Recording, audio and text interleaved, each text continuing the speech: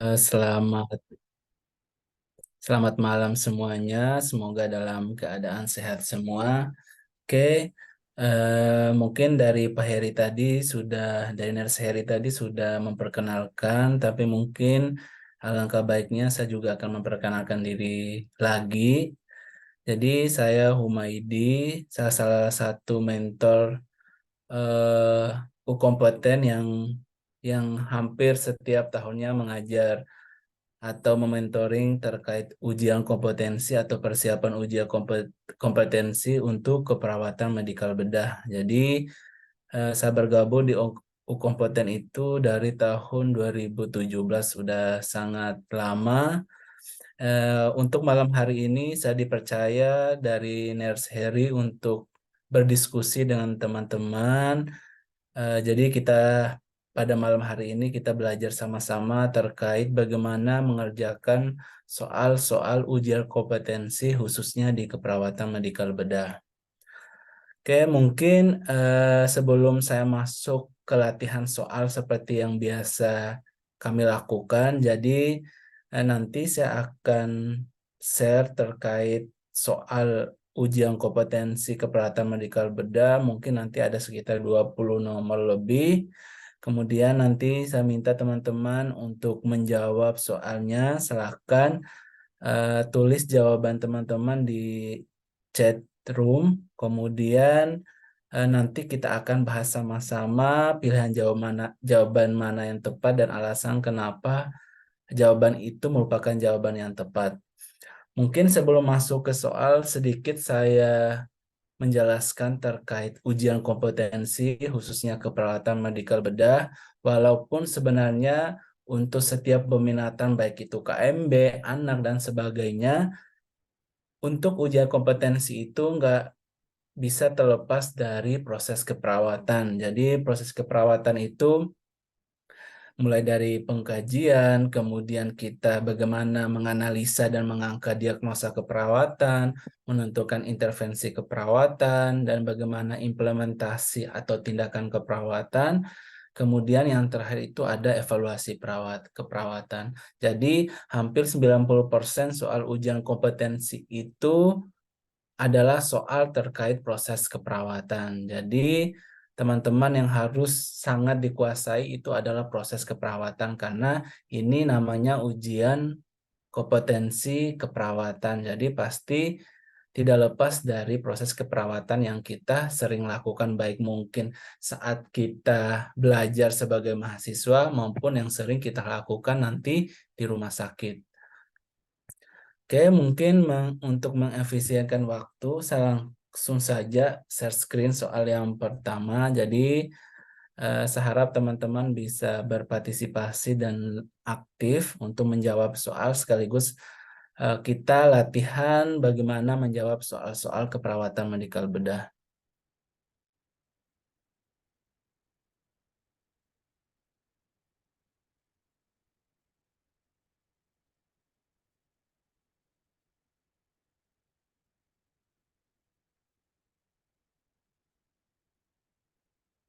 Oke, mungkin teman-teman udah siap. Oke, kita mulai dari soal yang pertama. Oke, silakan teman-teman mungkin bisa dikerjakan dalam waktu kurang lebih 1 menit. Silakan teman-teman kalau sudah bisa menjawab, silakan tulis jawabannya di chat room. Kalau bisa juga disertai dengan alasan memilih jawaban tersebut.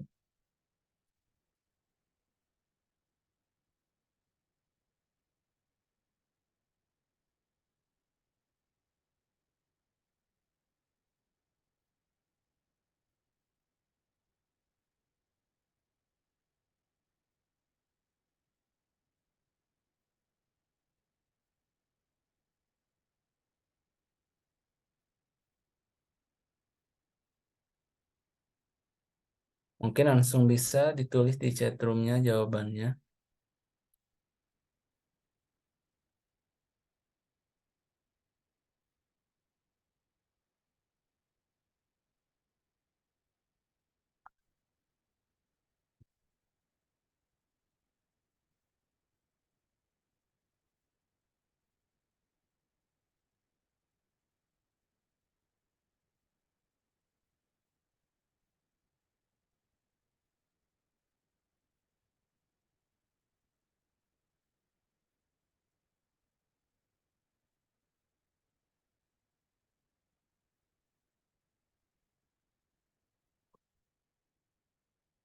Oke, sudah ada beberapa yang menjawab, baru 2 orang.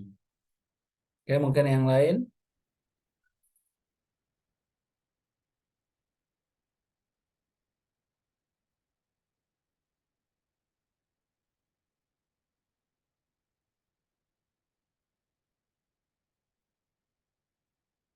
Oke, waktunya sudah habis. Kita akan coba bahas sama-sama terkait soal yang pertama ini. Oke, ada yang jawab B juga, ada yang jawab A. Oke, kita coba bahas sama-sama. Oke, di sini pertanyaannya apa inspeksi prioritas selain data di atas? Jadi dari hasil dari kasus yang ada beberapa data yang sudah muncul dari hasil pemeriksaan fisik atau pengkajian fisik. Namun isi dari pertanyaan ini atau dari soal ini diminta apa inspeksi lain yang menurut teman-teman itu menjadi prioritas pada kasus ini. Oke, kita lihat kasusnya. Untuk kasusnya ada laki-laki datang dengan keluhan sesak berat. Berarti keluhan sesak berat ini bisa menjadi kata kunci teman-teman untuk menjawab soal ini. Kemudian keadaan umum lemah dan didiagnosa medisnya adalah PPOK. Kemudian dilakukan pemeriksaan inspeksi, berarti sudah dilakukan pemeriksaan inspeksi dada nih. Oh, ternyata ada penipisan massa otot. Kemudian pernapasan sembari dikatupkan. Nah, ini mungkin tanda sebagai bahwa pasien ini mengalami sesak berat. Kemudian didukung lagi dengan frekuensi pernapasan 28 kali per menit.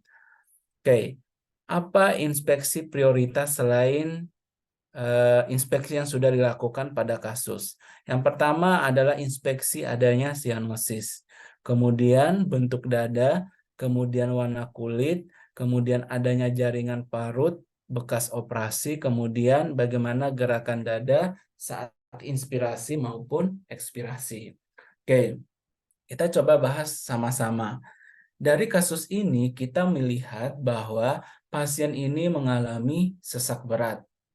Kemudian berdasarkan hasil pemeriksaan lanjutan ditemukan bahwa frekuensi pernapasannya 28 kali per menit, terlihat massa otot terjadi penipisan dan bernapas sembari bibir dikatupkan. Berarti ini menandakan bahwa pasien ini mengalami sesak berat. Oke, hal apa yang perlu kita kaji lebih lanjut terkait kasus ini atau keadaan pasien ini?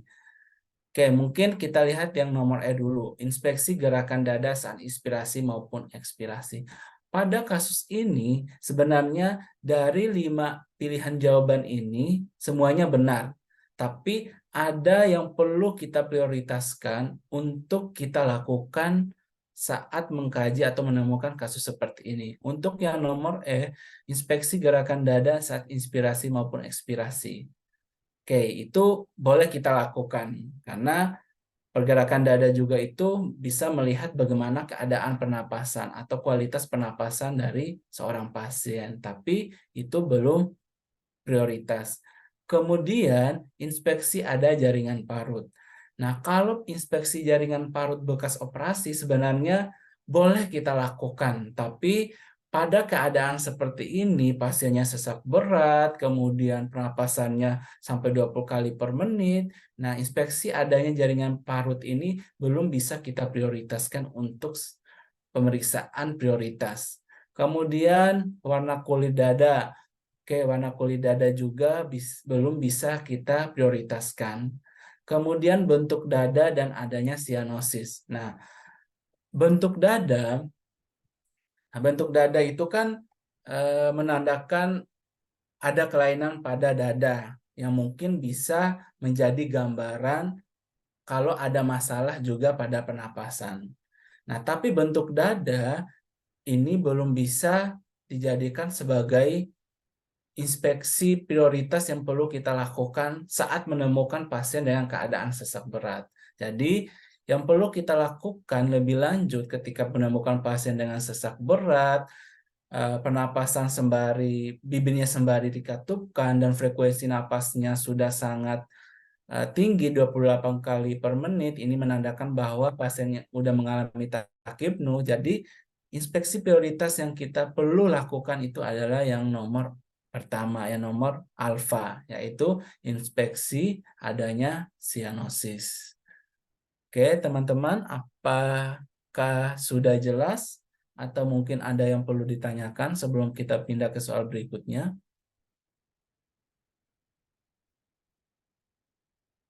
Oke, jelas. Oke, berarti kita boleh pindah ke soal berikutnya.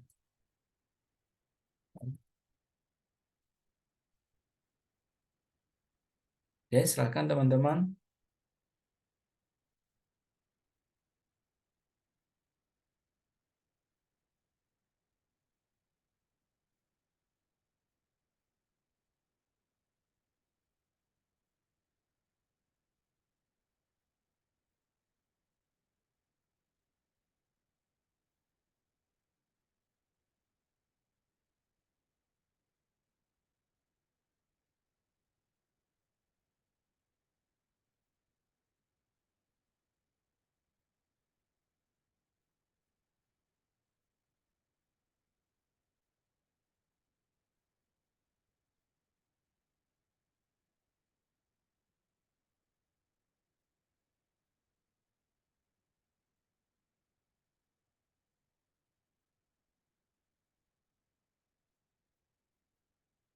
Oke, sudah banyak yang menjawab. Ada yang jawab B, ada yang jawab lagi. Ternyata jawab B. Oke.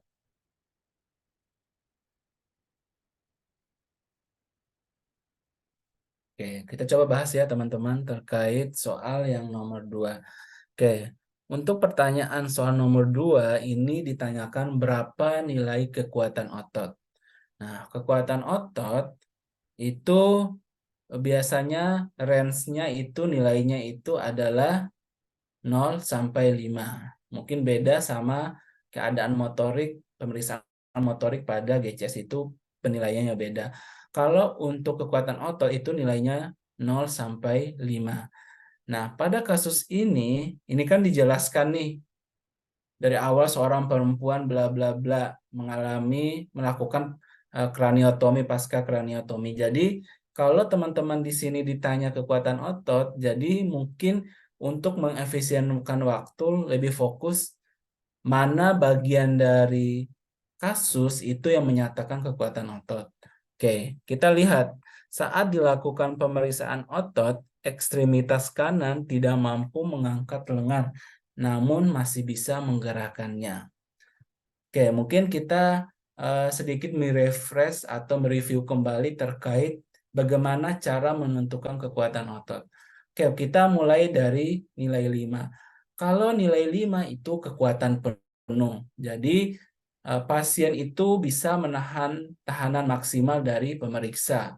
Oke, mampu melawan gravitasi dan sebagainya. Intinya kekuatan penuh yang bisa menunjukkan kalau pasien itu nilai kekuatan ototnya itu adalah 5. Kemudian nilai 4.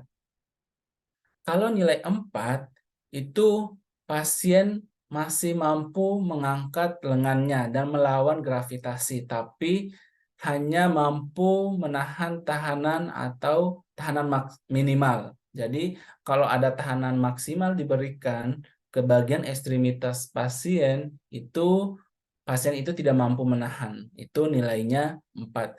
Kalau nilai 3, pasien ini bisa mengangkat tapi tidak mampu melawan gravitasi. Jadi tangannya diangkat atau mungkin kakinya diangkat, nanti tiba-tiba jatuh lagi. Nah, karena itu tidak mampu melawan gravitasi. Itu nilainya 3. Kalau nilainya 2, pasien ini tidak mampu mengangkat lengannya atau ekstremitasnya, tapi masih mampu menggerakkannya. Jadi bisa gerakan ke kanan, ke kiri, atau menggerakkan jari-jari, itu masih bisa digerakkan. Itu nilai 2. Kalau nilai 1 sama nilai 0 sebenarnya hampir sama. Sama-sama tidak ada pergerakan. Namun kalau nilai 1 itu masih ada kontraksi. Jadi saat kita melakukan palpasi pada bagian ekstremitas, itu masih kerasa ada kontraksi pada ototnya. Beda dengan nilai nol. Kalau nilai nol itu tidak ada sama sekali kontraksi. Jadi kayak ya kayak lumpuh total gitu, nggak ada pergerakan otot sama sekali yang bisa diraba saat dilakukan palpasi, itu nilai nol. Jadi untuk kasus ini pilihan jawaban yang tepat itu adalah jawaban yang B, beta, nilai 2. Oke, kita lanjut ke soal yang nomor 3. Silakan teman-teman, soal nomor 3 ini berkaitan dengan presentasi luas luka bakar.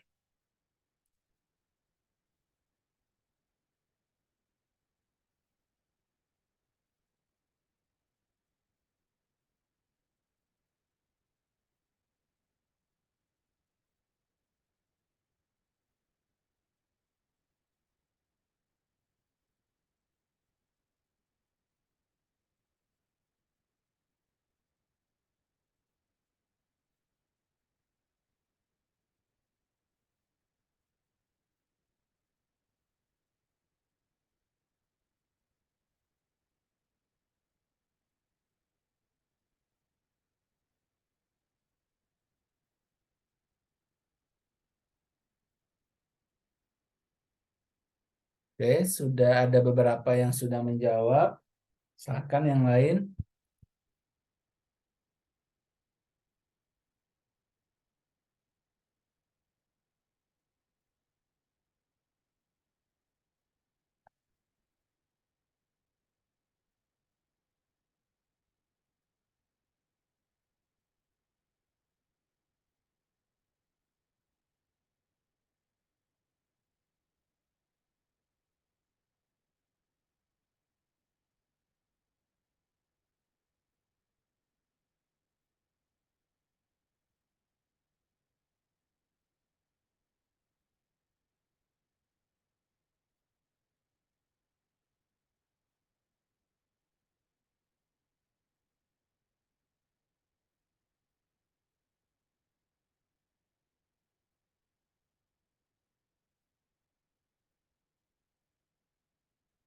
Oke, waktunya sudah habis. Ini udah ada beberapa yang menjawab.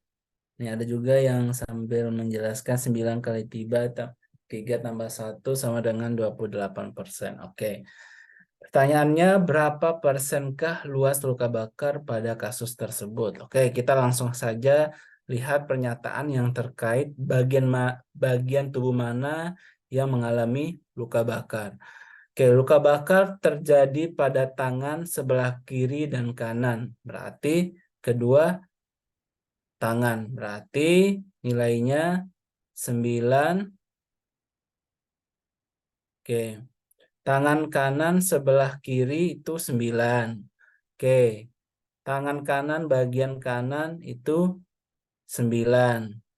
Jadi sebelah kiri 9, kemudian sebelah kanan 9.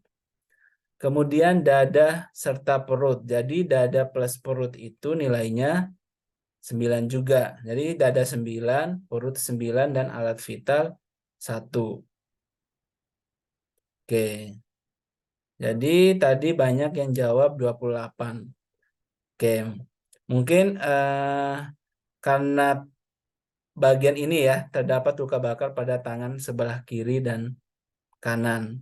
Oke, jadi ini kan dua tangan nih, dua tangan. Berarti kiri itu nilainya 9, kanan itu nilainya 9. Jadi 9 ditambah 9, dada itu 9, perut itu 9, berarti sebenarnya 36 ditambah 1. Jadi yang benar itu adalah yang 37%. Karena kita lihat teman-teman, kalau dada plus perut itu nilainya 18. Sedangkan tangan kanan dan tangan kiri itu nilainya sama-sama 9. Itu nilainya juga 18. Berarti pilihan jawaban yang benar itu adalah yang 37%.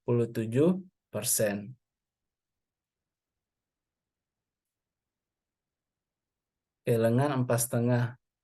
Oke, jangan sampai ada yang keliru nih.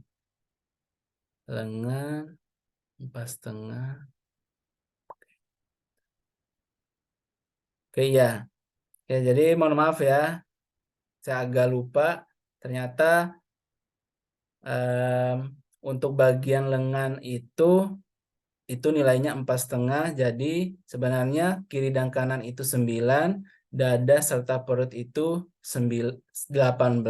Jadi 9 kali 3, 9 kali 3, bentar. Kiri 4,5, 9. 9 tambah 9, 18. 14 tambah 9, 27 tambah alat vital 1 berarti 28. Oke. Oke, jadi yang benar itu yang C, yang 28% teman-teman. Jadi saya mohon maaf tadi saya agak keliru. Jadi yang untuk bagian tangan itu, kiri dan kanan itu adalah nilainya 4,5. Jadi kiri dan kanan kalau digabung jadi 9, dada dan perut itu 9 dan 9 berarti 18, ditambah alat vital 1 berarti totalnya itu adalah 28%.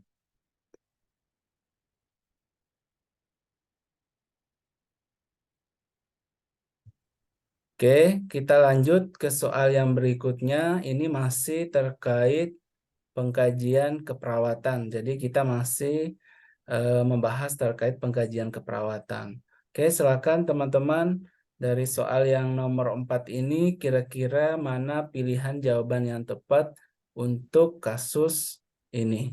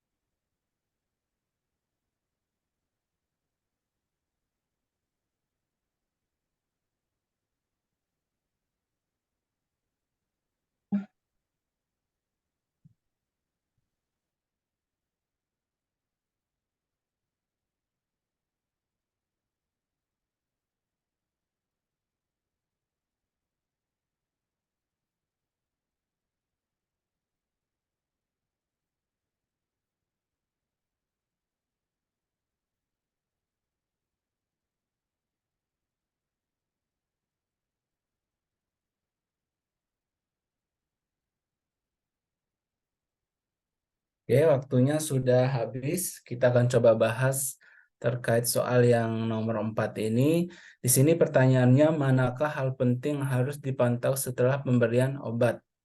Oke, di sini pasiennya mengalami gagal ginjal kronis derajat 3 dan dirawat di ruang hemodialisa. Kemudian hasil pengkajian pasien tampak sesak dan ada udem pada bagian ekstremitas bawah. Perawat memberikan suntikan obat lasik sebanyak 2 ampul. Oke. Manakah hal penting yang harus dipantau setelah pemberian obat tersebut? Oke, jadi di sini mungkin yang harus teman-teman pahami adalah apa efek samping dari pemberian suntikan obat lasik atau pemberian obat lasik. Jadi, salah satu efek samping dari obat lasik itu adalah menurunkan tekanan darah. Jadi, di sini sebenarnya sudah jelas ya teman-teman, hal penting yang harus dipantau setelah pemberian obat itu adalah, pemberian obat lasik itu adalah memantau bagaimana keadaan tekanan darah. Karena efek samping dari pemberian obat lasik ini adalah menurunkan tekanan darah. Pasiennya akan cenderung mengalami hipotensi, walaupun frekuensi nadi, pernapasan, irama nadi juga perlu kita lakukan, karena kalau pasien dengan keadaan yang mungkin cenderung lebih parah, biasanya itu tetap kita pantau tanda-tanda vitalnya, nggak hanya tekanan darah, tapi yang perlu menjadi highlight kita, yang perlu kita garis bawahi saat kita memberikan obat lasik itu adalah bagaimana tekanan darahnya. Jadi kita memonitor dan mengobservasi perubahan tekanan darah setelah pemberian obat lasik. Itu hal penting yang perlu kita lakukan pasca pemberian obat lasik.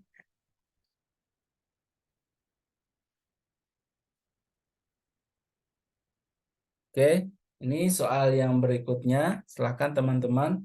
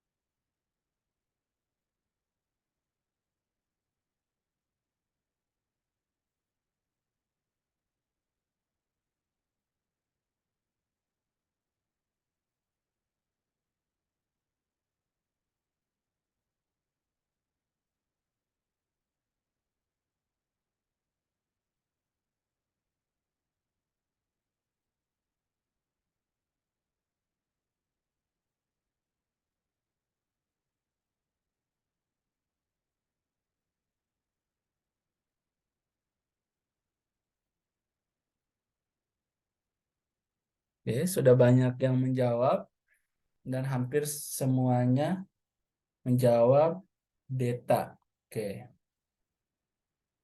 Oke, mungkin kita langsung bahas ya teman-teman untuk mengefisienkan waktu. Em,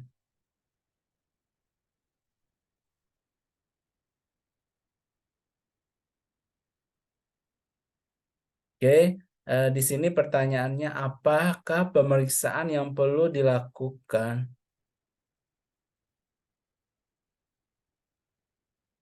Apakah pemeriksaan yang perlu dilakukan untuk mengevaluasi fungsi pernapasan pasien tersebut? Jadi, di sini kita melihat kalau keadaan pasien ini keadaan umumnya lemah, kemudian terjadi penurunan kesadaran. Kemudian saat dilakukan pemeriksaan fisik, tampak pasiennya ini mengalami sesak berat. Ada pucat, kemudian ada sianosis, kemudian RR-nya itu sudah mencapai 25 kali per menit dengan tekanan darah 140/90. Nah, dengan diagnosa medis PPOK dan memiliki riwayat asma. Oke, jadi di sini sebenarnya sudah jelas ya teman-teman bahwa pasien ini mengalami sesak berat. Berarti yang perlu kita analisa di sini, ini pasien mengalami masalah pernapasan. Berarti pemeriksaan penunjang yang perlu kita lakukan untuk melihat keadaan lebih lanjut pada pasien ini adalah pemeriksaan penunjang yang berkaitan dengan pernapasan. Oke, darah perifer lengkap. Oke, itu kita bisa coret. Kemudian analisa sputum. Oke, ada sedikit keterkaitan tapi nggak terlalu berkaitan dengan keadaan pasien pada kasus ini. Kemudian elektrolit juga tidak terlalu berkaitan dengan keadaan pasien ini. Spirometri juga, walaupun di sini pasiennya ada riwayat asma, tapi pemeriksaan spirometri juga belum menjadi prioritas pada pemeriksaan pada kasus ini. Jadi eh, pemeriksaan penunjang yang penting kita lakukan pada kasus ini adalah pemeriksaan analisa gas darah. Jadi ketika kita menemukan pasien sudah mengalami penurunan kesadaran, sesak berat, ada sianosis, itu hal yang perlu kita lakukan itu adalah menganalisa gas darahnya. Apakah mungkin ada masalah atau mungkin ada kerusakan-kerusakan di dalam organ pernapasannya yang membuat pasien ini mengalami sesak berat. Sehingga perlu kita menganalisa analisa gas darahnya, apakah mengalami perubahan akibat keadaan yang dialami oleh pasien ini.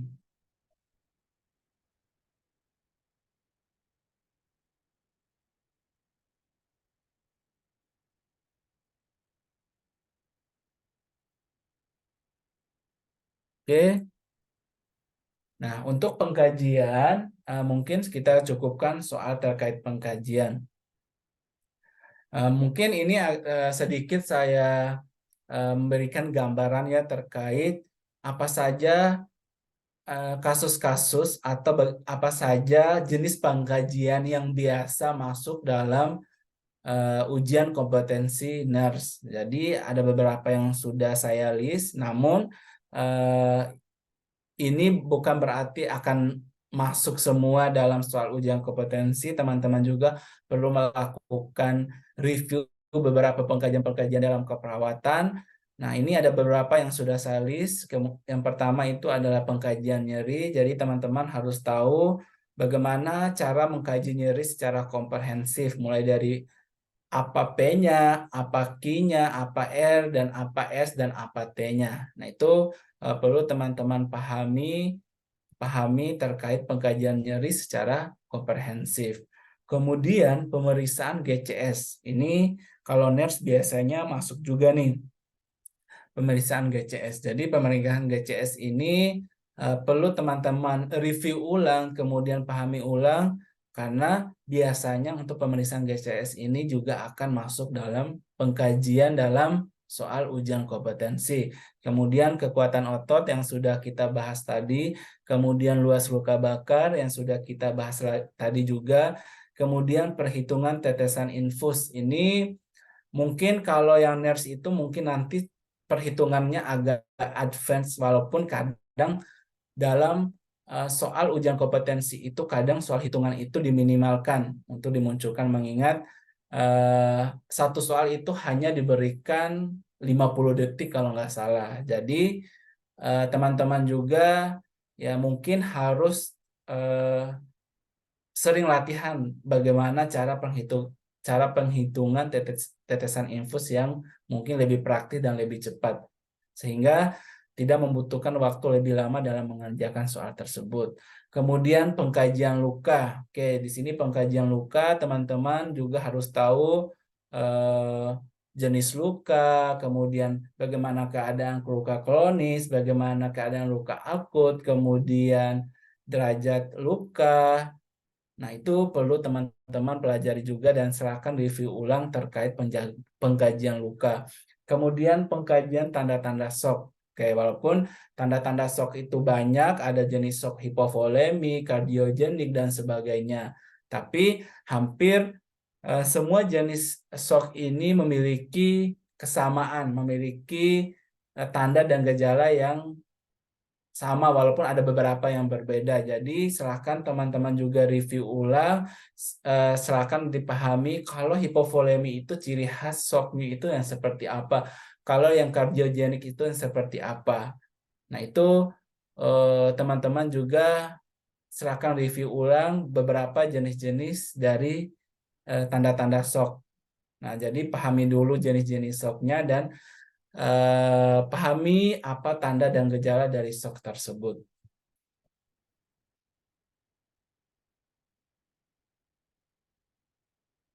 Oke, kita lanjut ke soal yang berkaitan dengan yang berkaitan dengan diagnosa keperawatan. Oke, teman-teman silakan dijawab.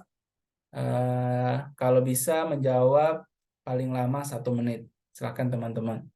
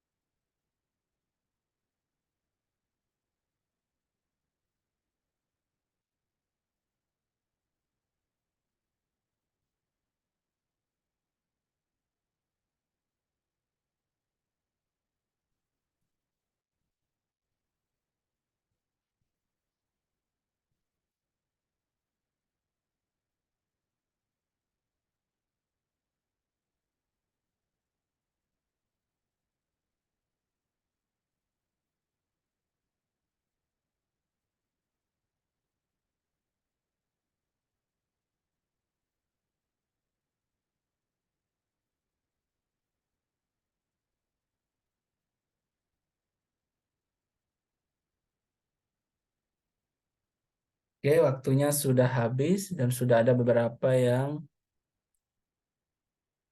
sudah menjawab. Jadi coba kita bahas sama-sama. Di sini pertanyaannya apa masalah keperawatan utama? Oke, sebenarnya untuk masalah keperawatan utama ini sebenarnya agak-agak susah, gampang-gampang susah untuk dijawab. Jadi kita harus benar-benar menganalisa kasus tersebut, kemudian kita harus bisa menganalisa, oh kalau data A, data B, dan data C ini mengarah ke diagnosa apa. Nah, dan kita harus tahu juga bagaimana normalnya dan tidak normalnya keadaan yang muncul pada kasus. Nah, apakah data objektifnya itu normal atau tidak normal? Kalau normal kan tidak masalah sebenarnya. Tapi kalau keadaan yang ditampilkan di kasus itu tidak normal, berarti itu bisa kita jadikan sebagai data objektif untuk mengangkat diagnosa keperawatan. Oke, di sini untuk diagnosa keperawatan di sini kita melihat kalau pasiennya ini mengalami fraktur terbuka. Kemudian ada beberapa data yang perlu kita highlight atau garis bawahi. Yang pertama adalah tekanan darah 90/60. Oke, itu abnormal. Kemudian nadi 110 kali per menit. Itu juga sudah takikardi. Nah, itu bisa dikatakan normal. Suhu juga ini ya masih bisalah dikatakan normal, RN juga masih normal. Kemudian ada kata kunci yang bisa kita ambil juga nih, terjadi pendarahan masif dan urin outputnya itu kurang dari 2 cc per kilogram berat badan per jam. Jadi normalnya urin output per jam itu adalah di atas 2 cc per kilogram berat badan per jam.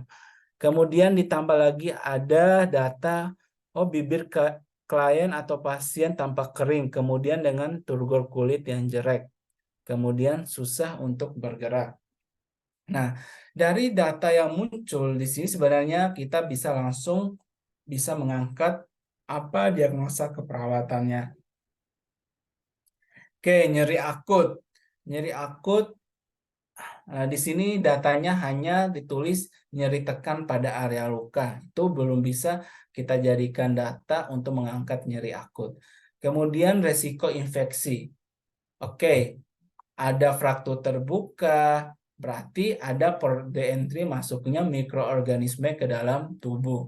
Namun resiko infeksi belum bisa kita angkat sebagai diagnosa atau masalah keperawatan utama.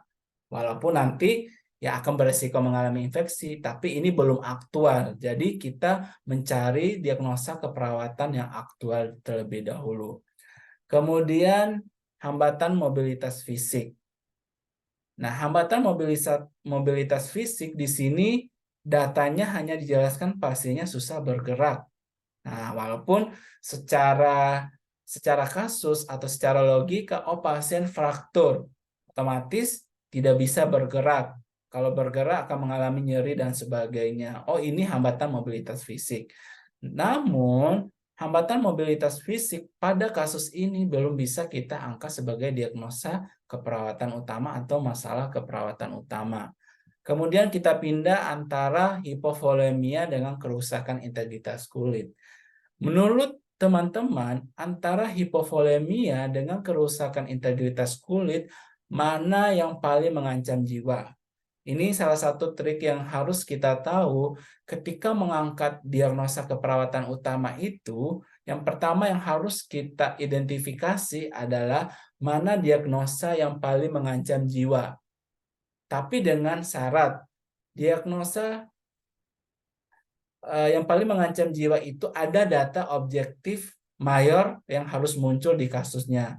Kalau di pilihan jawabannya ada, tapi data pendukung diagnosa tersebut tidak ada, berarti kita belum bisa mengangkat sebagai masalah keperawatan utama. Jadi kita harus mencari mana yang paling mengancam jiwa. Nah, di sini kita ada dua pilihan. Yang tadi yang CDE kita sudah exclude, kita sudah hapus. Tinggal hipovolemia dengan kerusakan integritas kulit. Nah, secara teori atau secara patofisiologi yang terjadi dalam tubuh, ketika terjadi hipovolemia, otomatis apa yang bisa terjadi? Nah, yang bisa terjadi adalah shock hipovolemia yang bisa berakibat nanti rusaknya multi organ kalau memang tidak ditangani segera. Tujuan kita mengangkat diagnosa keperawatan utama sebenarnya di sini adalah supaya masalah tersebut bisa menjadi prioritas kita untuk melakukan intervensi keperawatan. Nah, kalau kita compare antara hipovolemia dengan kerusakan integritas kulit, di sini yang paling mengancam jiwa itu adalah hipovolemia. Integritas kulitnya rusak, masih bisa hidup kok, masih bisa ngomong pasiennya, masih bisa beraktivitas, masih bisa berkomunikasi. Tapi kalau pasiennya sudah mengalami hipovolemia, apa yang bisa terjadi? Pasiennya bisa mengalami penurunan kesadaran, komunikasi akan lancar, bahkan akan terjadi shock hipovolemia yang nantinya bisa terjadi kerusakan multi organ. Nah, kalau nggak ditangani dengan segera, pasiennya akan beresiko mengalami kematian. Jadi, di sini pilihan jawaban yang tepat itu adalah pilihan jawaban yang alfa, hipovolemia.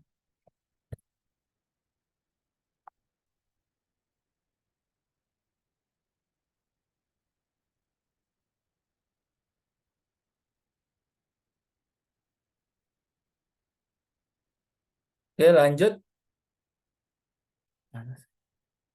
Oke, lanjut ke soal diagnosa keperawatan yang kedua. Oke, silakan teman-teman.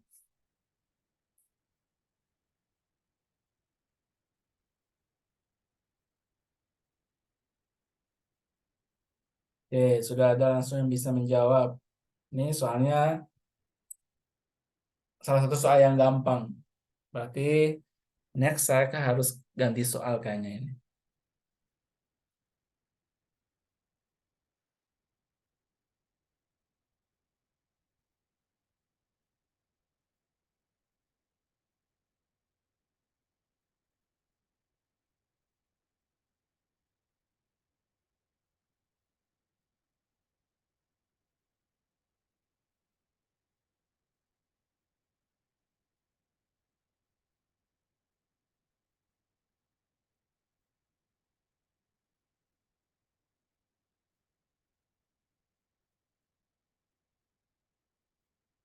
Oke, kita langsung bahas saja untuk soal yang kedua terkait diagnosa keperawatan. Sebenarnya ini sudah jelas ya, dan hampir saya melihat teman-teman menjawab dengan jawaban yang benar. Oke, di sini ditanya masalah keperawatan utama. Oke, kita langsung pilih jawabannya. Jadi pilihan jawaban yang tepat itu ketidakefektifan bersihan jalan napas atau bersihan jalan napas tidak efektif. Nah, ditandai dengan apa? Ada ronki, kemudian keluhan batuk berdahak, kemudian RR-nya 26 kali per menit, kemudian yang menjadi data mayor kapan kita mengangkat diagnosa bersihan jalan napas tidak efektif itu adalah batuk dan batuknya susah mengeluarkan dahak. Jadi, kalau pasiennya masih bisa mengeluarkan dahak dengan maksimal, itu sebenarnya belum bisa kita mengangkat diagnosa keperawatan bersihan jalan napas tidak efektif. Kalau pasiennya masih batuk dan dia bisa mengeluarkan dahaknya, berarti kita belum bisa mengangkat diagnosa bersihan jalan napas tidak efektif. Tapi kalau dalam pernyataannya pasiennya batuk dan sputumnya banyak dan tidak mampu mengeluarkan sputumnya dengan maksimal, berarti kita bisa mengangkat diagnosa keperawatan bersihan jalan napas. Oke, di sini saya hanya mau menambahkan beberapa penjelasan terkait diagnosa yang berkaitan dengan pernapasan. Di sini ada 3, pola napas, pertukaran gas, dan bersihan jalan napas. Nah, yang perlu teman-teman pahami ketika diagnosa masalah pernapasan ini memiliki perbedaan. Jadi, teman-teman kadang ada beberapa itu yang salah memilih diagnosa keperawatan. Biasanya itu yang sering mengecoh itu adalah gangguan pertukaran gas. Nah, sedikit saya bahas terkait gangguan pertukaran gas. Kalau gangguan pertukaran gas, yang perlu teman-teman perhatikan dalam kasusnya kalau mau mengangkat diagnosa gangguan pertukaran gas adalah hasil analisa gas darahnya. Kalau tidak ada analisa gas darahnya di dalam kasus, jangan teman-teman mengangkat gangguan pertukaran gas. Walaupun mungkin dicantum pasiennya sesak berat, RR-nya 30 kali per menit, tapi hasil laboratoriumnya, hasil analisa gas darahnya tidak ada, itu belum bisa kita mengangkat gangguan pertukaran gas. Nah, walaupun nanti di dalam kasus muncul hasil analisa gas darah, tapi teman-teman harus perhatikan juga apakah hasil analisa gas darahnya itu abnormal enggak. Kalau abnormal, baru bisa mengangkat gangguan pertukaran gas. Kalau masih normal, berarti itu sebagai data pengeco aja. Lihat nilai PCO2 dan sebagainya itu normal enggak. Nah, kalau normal berarti itu sebagai data pengeco aja. Berarti pilih jawaban yang berbeda, bukan gangguan pertukaran gas. Tapi kalau analisa gas darahnya ada, hasilnya setelah kita analisa bermasalah, oke, berarti kita bisa mengangkat gangguan pertukaran gas. Nah, bagaimana dengan pola napas? Bagaimana membedakan antara pola napas dengan bersihan jalan napas? Kalau bersihan jalan napas, berarti ada hal yang menghambat jalan napas. Ada something yang membuat jalan napas itu tidak bersih, tidak bisa dilewati dengan baik oleh pernapasan, oleh udara. Nah, bisa sputum, bisa benda asing yang padat, cairan, dan sebagainya. Itu baru bisa kita mengangkat diagnosa bersihan jalan napas. Kalau pola napas, lebih ke pola pernapasan kita. Misalkan fase inspirasinya lebih lama dibandingkan ekspirasinya. Kemudian ada pernapasan Kussmaul. Kemudian penggunaan otot batu pernapasan tanpa disertai dengan sputum, produksi sputum yang berlebihan. Nah, itu baru kita bisa mengangkat gangguan pola napas. Oke, kita pindah ke soal yang berikutnya. Ini masih diagnosa keperawatan. Oke, silakan teman-teman.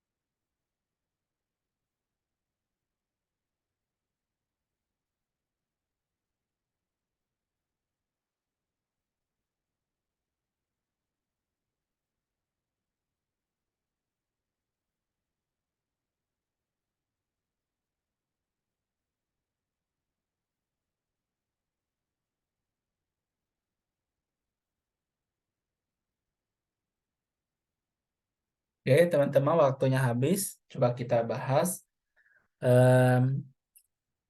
Di sini sebenarnya sudah tergambar apa masalah keperawatan pada kasus ini. Di sini kita lihat ada beberapa tanda dan gejala yang muncul pada pasien di kasus ini. Yang pertama, keluhan luka. Kemudian sering mengeluhkan sering haus, sering lapar, sering kencing. Kemudian tampak lemas, kemudian bibir pasien tampak kering.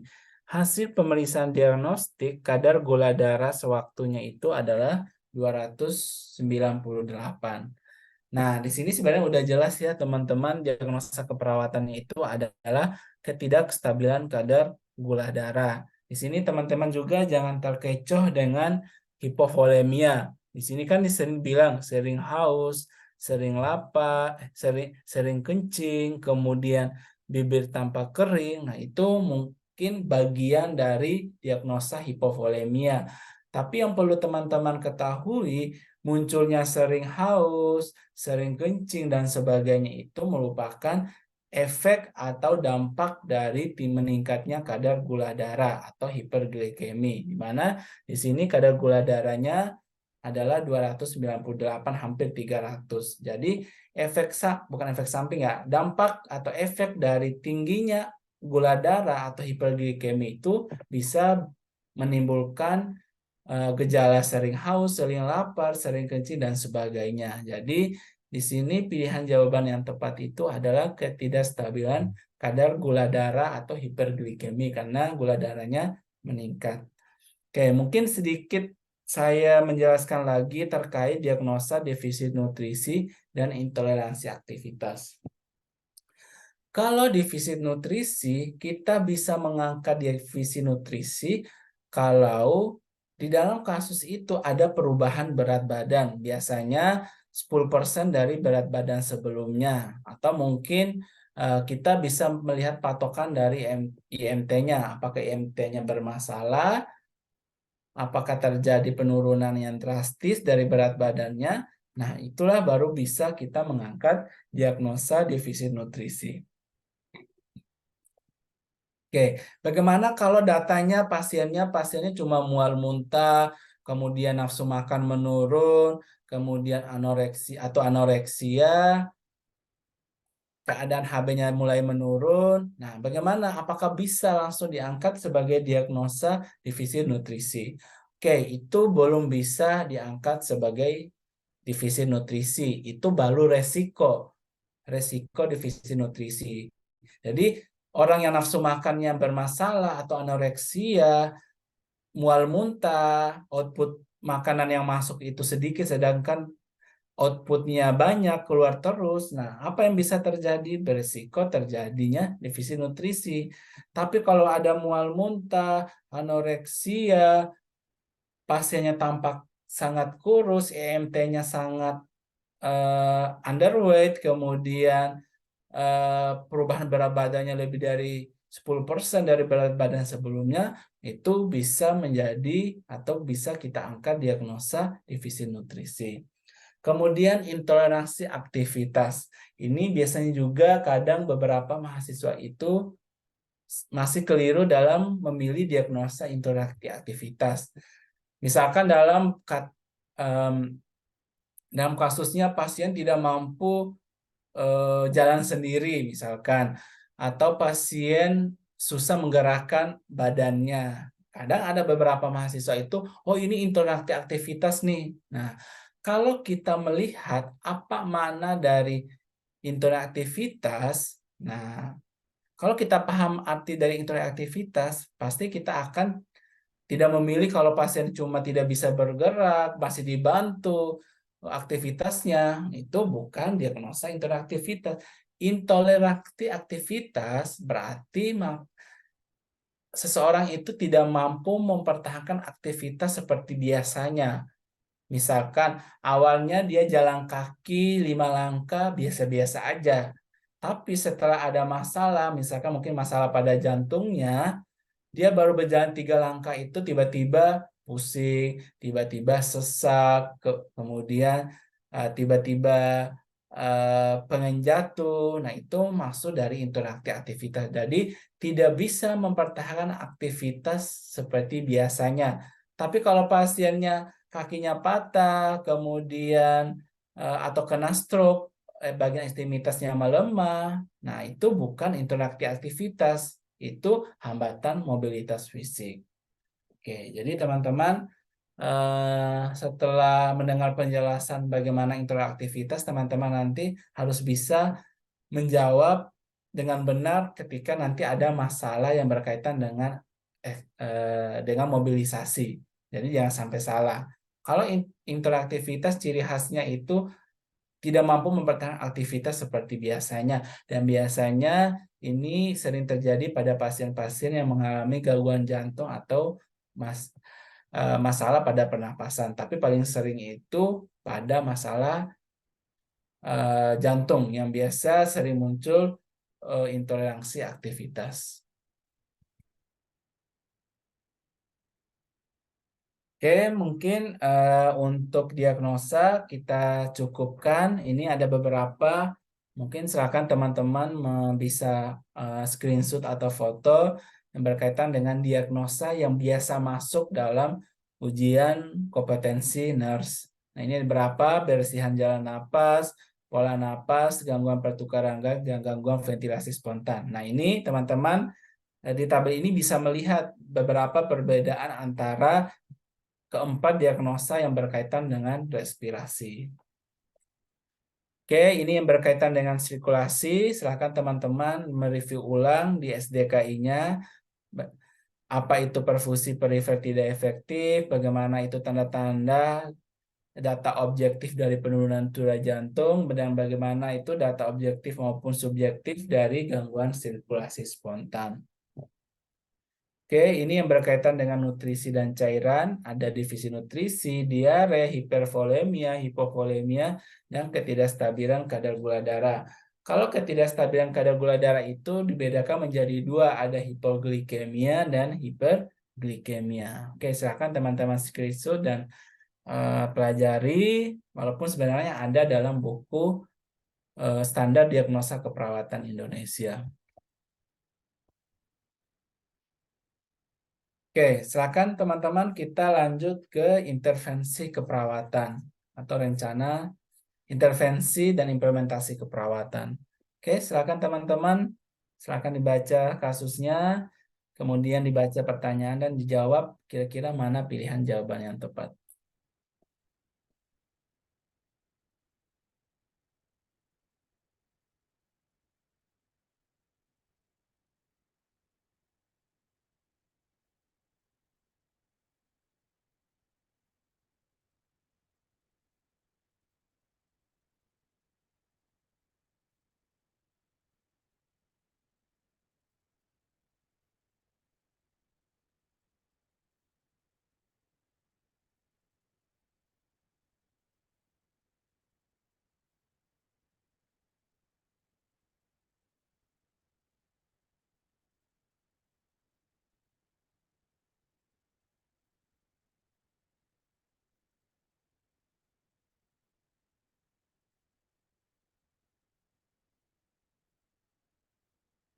Oke, waktunya sudah habis. Kita coba bahas sama-sama terkait soal yang berkaitan dengan intervensi yang pertama ini.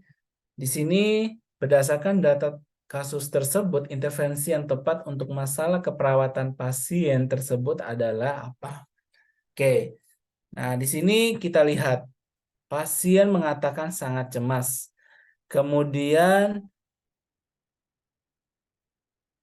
Kemudian wajah pasien atau klien nampak bingung dan sering bertanya tentang pembedahan yang akan dilakukan. Nah, kalau pasien bertanya terus, nah itu menandakan apa? Nah, itu sebenarnya kata kuncinya. Kalau pasiennya sering bertanya, pasti dia akan tampak bingung. Kalau dia udah tampak bingung, nanti pohon masalahnya akan mengarah ke arah kecemasan. Jadi, jangan sampai terkecoh. Bedakan kecemasan karena betul-betul pure kecemasan dengan kecemasan yang muncul karena dia kurang pengetahuan. Oke, di sini kalau kita mengangkat masalah keperawatan, di sini kita mengangkat masalah keperawatan defisit pengetahuan. Kalau defisit pengetahuan, apa yang perlu kita lakukan sebagai seorang perawat? Nah, pasti akan melakukan edukasi. Edukasi terkait apa? Edukasi terkait prosedur yang akan dilakukan. Kalau pada kasus ini akan dilakukan laparoskopi untuk mengatasi hernia inguinalis. Berarti di sini apa yang kita jelaskan? Yaitu menjelaskan mengenai prosedur pembedahan yang dilakukan. Khususnya di sini yaitu pembedahan laparoskopi. Oke, jadi di sini yang jawaban yang tepat itu adalah jawaban yang B. Berikan penjelasan mengenai prosedur pembedahan. Lingkungan yang aman, oke, tapi belum intervensi prioritas. Tanda-tanda vital boleh juga dilakukan, tapi dengan mengukur tanda-tanda vital, kira-kira pasien yang bingung itu akan hilang nggak bingungnya? Sering bertanya-tanya itu akan hilang nggak sering bertanya-tanya dengan melakukan tanda-tanda vital? Oke, relaksasi napas dalam, palingan yang kalaupun hilang cemasnya hilang sementara atau nyerinya hilang sementara. Tapi kalau masalah pengetahuan yang harus kita lakukan pastinya adalah melakukan edukasi. Jadi di sini pilihan jawaban yang tepat itu adalah yang beta, berikan penjelasan mengenai proses pembedahan. Oke, lanjut soal yang kedua.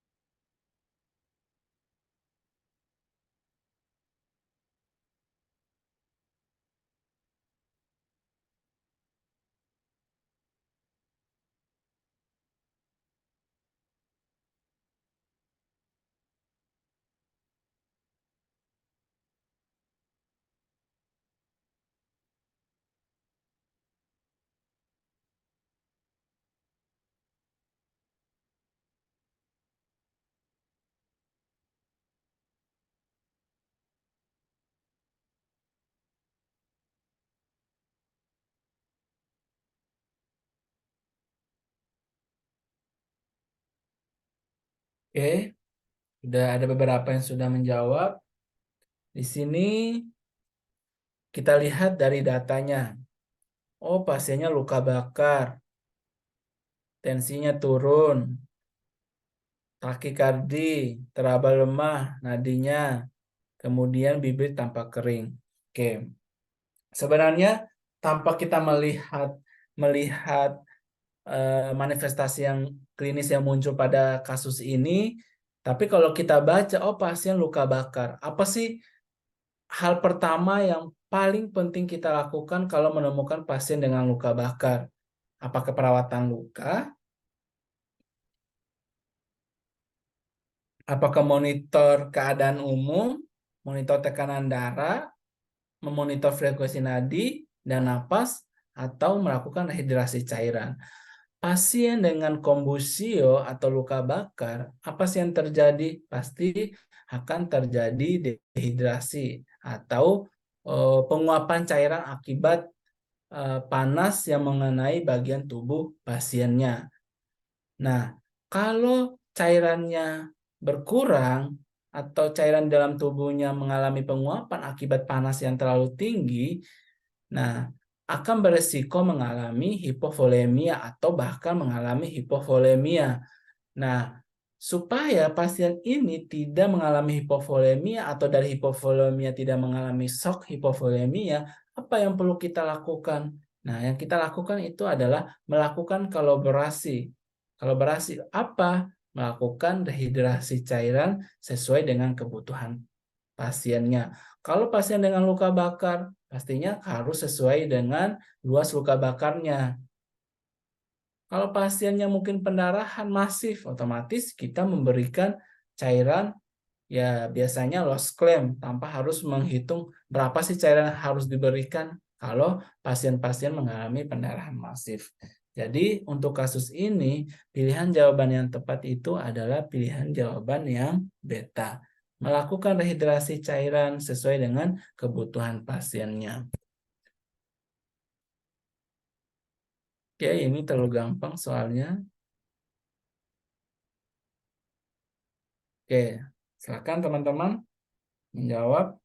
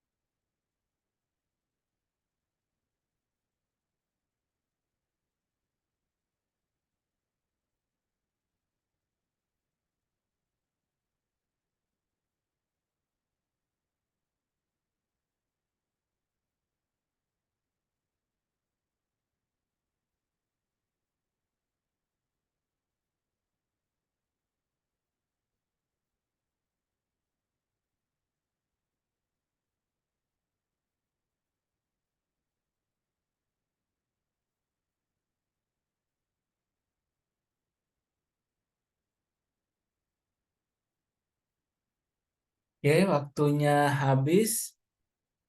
Oke, di sini apa tindakan kolaborasi utama yang dilakukan pada pasien tersebut? Nah, sebenarnya di sini agak sedikit gampang susah untuk kasus ini karena di sini harus kita menganalisa terkait dan harus paham bagaimana patofisiologi dalam kasus ini. Nah, di sini pasiennya GGK. GGK dengan keluhan sesak yang semakin memberat. Kemudian di sini ditanyakan apa sih tindakan kolaborasi utama yang dilakukan pada pasien ini. Nah, yang pertama pemberian diet DM. Sebenarnya bisa dieksud nih karena belum prioritas. Albumin juga belum prioritas. Antihipertensi juga belum prioritas. Karena di sini kita menganut sistem kegawat daruratan, otomatis kita di sini memperhatikan airway breathing-nya, baru sirkulasinya. Di sini kan bermasalah pada breathing-nya. Namun, kita harus melihat juga masalah breathing ini didasari oleh apa gitu. Apakah pure masalah breathing ada masalah pada pernapasannya atau ada masalah lain yang bisa berdampak terhadap pernapasannya. Nah, kalau pada kasus ini ada masalah yang bisa menimbulkan masalah pada pernapasan. Nah, coba kita lihat pasiennya udem anasarka. Kalau udem anasarka, kemungkinan besar juga pasien sesak itu karena ada udem pada paru-parunya.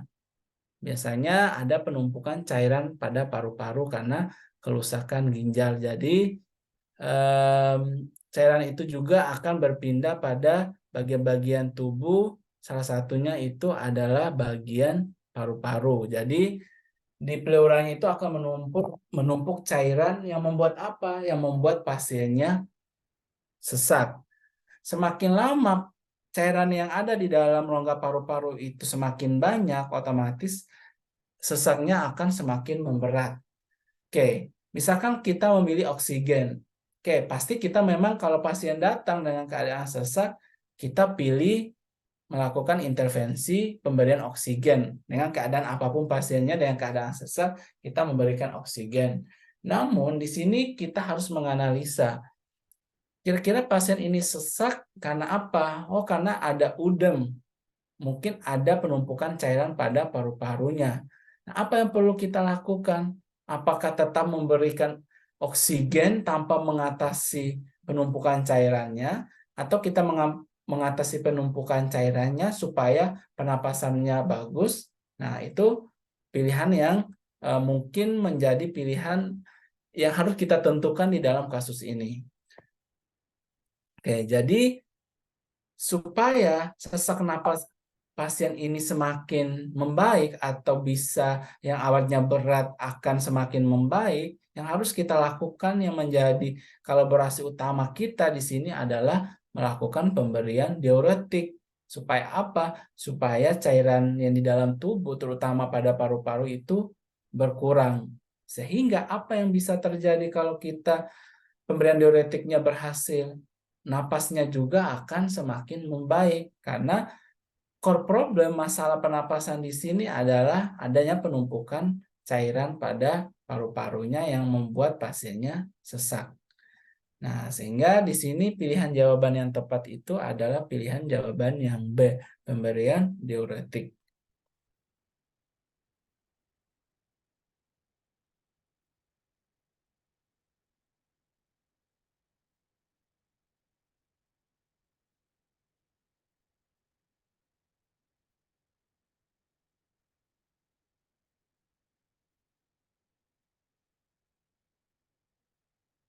Oke, ini mungkin soal terakhir terkait intervensi dan implementasi keperawatan. Nanti kita akan lanjut ke evaluasi.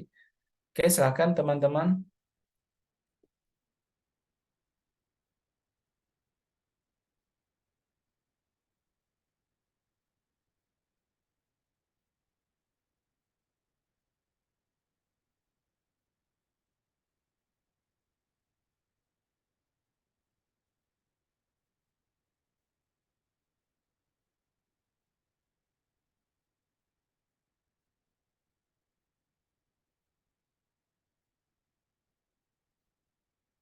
Cara pemberian obat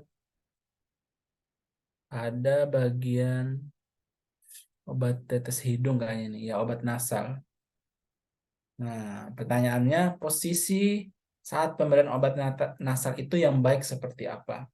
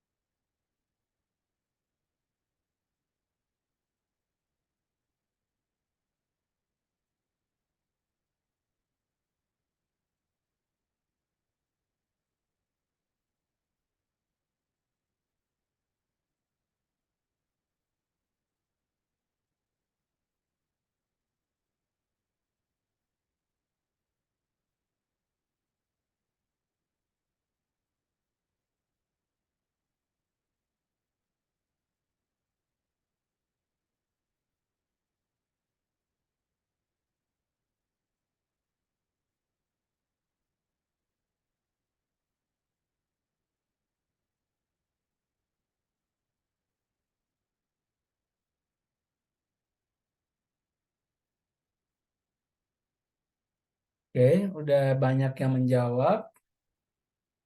Oke, kita coba bahas ya teman-teman. Intinya di kasus ini seorang perawat itu akan melakukan pemberian obat nasal, berarti obat tetes pada hidung. Oke, persiapan alat sudah dilakukan, melakukan perincian yang benar obat sudah dilakukan, cuci tangan, memakai sarung tangan, dan memposisikan pasien. Oke, posisi yang cocok. Oke, di sini mungkin kalau berkaitan dengan posisi fleksi, ekstensi, hiperekstensi, mungkin teman-teman harus mereview kembali terkait range of motion atau ROM.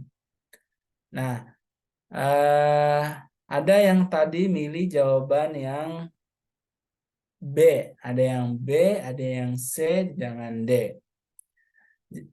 Kalau kita melihat gerakan ROM, fleksi itu dia meletakkan dagunya ke arah dada ke bawah. Kira-kira kalau posisi kepala melihat ke arah dada atau melihat ke arah ekstremitas, bisa nggak kita melakukan pemberian obat tetes hidung? Maksudnya bisa, tapi bagus efektif nggak dengan posisi seperti itu? Nah, kalau melihat ke bawah otomatis ditetesin pasti akan keluar kembali. Itu kalau fleksi. Ekstensi. Nah, sebenarnya saya juga awal melihat kasus ini, saya melihat, oh ini ekstensi. Nah, karena kalian kita melihat ekstensi kan em, kayak posisi biasa gitu. Namun setelah saya buka SOP, buku SOP dari PPNI, ternyata saat melakukan pemberian obat nasal itu posisi yang baik secara SOP-nya itu adalah posisi hiperekstensi. Jadi hiperekstensi itu kita kayak melakukan head tilt chin lift, mirip seperti itu. Jadi pasiennya melihat ke atas kayak menengadah, kemudian dagunya agak diangkat. Nah, supaya apa? Supaya leher itu mengalami hiperekstensi.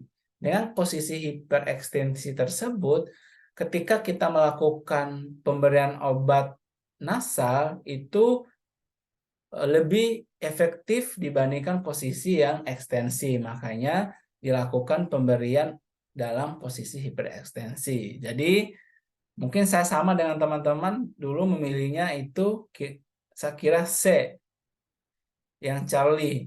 Tapi ternyata dalam buku SOP PPNI itu posisi yang baik saat melakukan pemberian obat nasal itu adalah supine atau supin dengan kepala hiperekstensi. Oke, silakan nanti teman-teman untuk memvalidasinya silakan dibuka lagi buku SOP yang dari PPNI. Ada itu buku SOP PPNI. Silakan teman-teman validasi di sana dan ya mereview kembali lah bagaimana proses-proses yang sesuai dengan SOP karena kalau dalam soal ujian kompetensi itu kita harus melakukan itu sesuai dengan SOP yang secara teorinya. Karena kalau di praktek kan mungkin ada beberapa ya udahlah posisi ekstensi saja udah bisa kok. Nah, namun kalau dalam ujian kompetensi itu kita harus betul-betul mengikuti SOP yang ada. Makanya teman-teman disarankan nanti mereview kembali tindakan-tindakan keperawatan di buku SOP PPNI. Oke, kita lanjut ke soal yang berkaitan dengan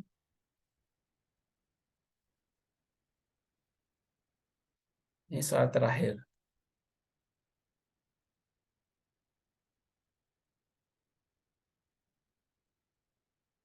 Oke, ini soal terakhir terkait evaluasi keperawatan. Silakan teman-teman.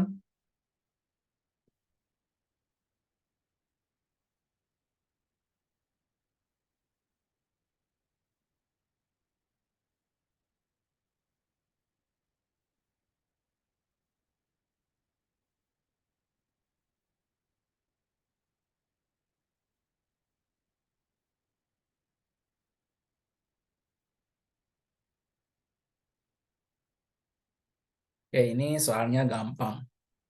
Kalau soal evaluasi itu sebenarnya kalau kita paham intervensi ini tujuan ke arah mana, pasti kita akan paham evaluasi apa yang perlu kita lihat. Bagaimana apa yang menjadi indikator keberhasilan intervensi atau implementasi keperawatan yang kita lakukan. Oke, mungkin untuk mengefisienkan waktu kita langsung bahas saja. Di sini pertanyaannya, apa parameter yang akan dipakai perawat untuk mengevaluasi keberhasilan dari tindakan tersebut? Nah, tindakan yang dilakukan di sini adalah tindakan resusitasi penggantian cairan dengan RL. Nah, kira-kira kalau dalam kasus luka bakar itu yang menjadi indikator kalau pemberian cairan kita itu berhasil atau sudah adekuat, apa yang menjadi indikator? Otomatis kita melihat indikator yang ada kaitannya dengan cairan. Apa di sini? Sesak, tidak ada kaitannya. Nyeri, apakah dengan nyeri itu menandakan kalau cairannya bagus yang masuk? Tidak. Infeksi juga tidak ada keterkaitan. Pernapasan vesikuler juga tidak ada kaitan. Sehingga di sini pilihan jawaban yang tepat itu adalah yang urin output meningkat. Karena kalau jumlah cairan yang kita berikan adekuat, otomatis nanti urin outputnya juga akan semakin meningkat. Karena indikator keberhasilan pemberian cairan itu salah satu yang bisa kita lihat itu adalah urin outputnya. Makanya kalau dalam keadaan pendarahan hebat, ada luka bakar, kita wajib melakukan pemasangan kateter untuk mengevaluasi keberhasilan pemberian cairan yang kita lakukan ke pasien tersebut. Oke, mungkin untuk latihan soal sudah selesai. Mungkin ini sebagai penutup dari saya, ini hanya sedikit ringkasan mungkin yang perlu teman-teman pelajari lagi atau mereview lagi. Ini ada beberapa tindakan keperawatan yang mungkin harus teman-teman baca lagi. Ini respirasi, nah terkait batu efektif, oksigenasi, inhalasi, suction, tracheostomi, perawatan selang dada, kemudian sirkulasi pemberian obat IV, IM, EKG, pemberian transfusi darah, pemasangan intravena akses. Nah, itu perlu teman-teman pelajari. Nutrisi dan cairan, biasanya yang paling sering itu pemasangan dan pemberian makanan melalui NGT. Kemudian eliminasi otomatis berkaitan dengan defekasi dan buang air kecil. Nah, itu berkaitan dengan pemasangan kateter, perawatan kateter, dan perawatan stoma. Aktivitas dan istirahat, pemberian ROM, mobilisasi, kemudian nyeri dan kenyamanan, relaksasi napas dalam, dan sebagainya. Nah, ini ada beberapa buku yang mungkin bisa menjadi referensi teman-teman untuk menjadi referensi persiapan menghadapi ujian kompetensi. Ini kalau dari saya nggak perlu banyak-banyak, silakan teman-teman mereview kembali terkait standar studi diagnosa keperawatan, intervensi keperawatan, dan luaran keperawatan. Kemudian terkait SPO atau SOP, standar operasional prosedur. Nah, saya juga biasanya menyarankan beberapa mahasiswa saya itu menggunakan buku dari PPNI juga.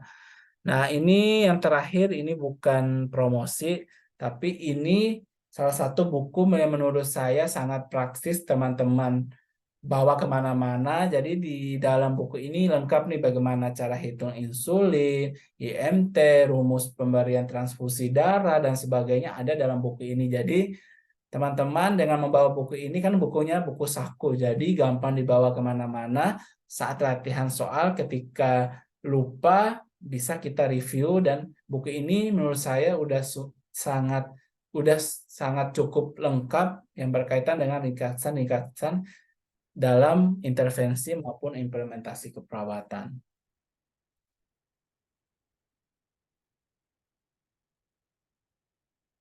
Oke, mungkin itu penutup dari saya. Jadi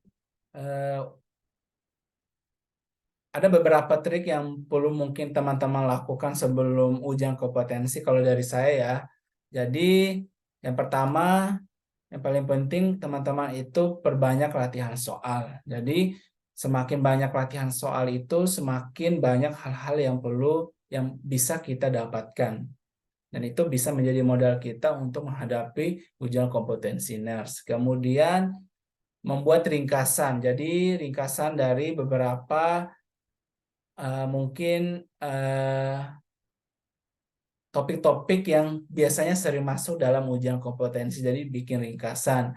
Kemudian saat ujian, ketika menemukan soal yang susah, jangan terfokus ke soal tersebut. Kalau menurut teman-teman itu sangat susah dan tidak ada gambaran jawaban yang tepat, langsung pindah ke soal berikutnya. Jadi jangan menghabiskan waktu untuk mengerjakan soal yang belum tentu benar kalau kita mengerjakan. Jadi cari soal-soal yang paling gampang dulu, baru mengerjakan soal yang susah. Kemudian baca pertanyaan lebih dahulu sebelum baca kasusnya. Jadi kalau kita sudah paham pertanyaannya, kadang kita nggak perlu membaca semua kasusnya. Nah, itu juga bisa mengefisienkan waktu saat kita melakukan pengerjaan soal ujian kompetensi. Oke, mungkin dari saya sudah cukup. Mohon maaf jika ada kekurangan. Semoga apa yang saya sampaikan, apa yang kita diskusikan pada malam hari ini bisa bermanfaat untuk teman-teman. Dan saya doakan teman-teman yang ikut mentoring pada malam hari ini maupun yang tidak ikut mentoring bisa mengajarkan soal ujian kompetensi dengan baik dan bisa mendapatkan predikat kompeten dalam ujian kompetensinya. Oke, dari saya cukup sekian. Mohon maaf jika ada kekurangan. Sekian, wassalamualaikum warahmatullahi wabarakatuh. Waalaikumsalam. Terima kasih Pak. Saya stop share ya, dan saya matikan Zoom-nya.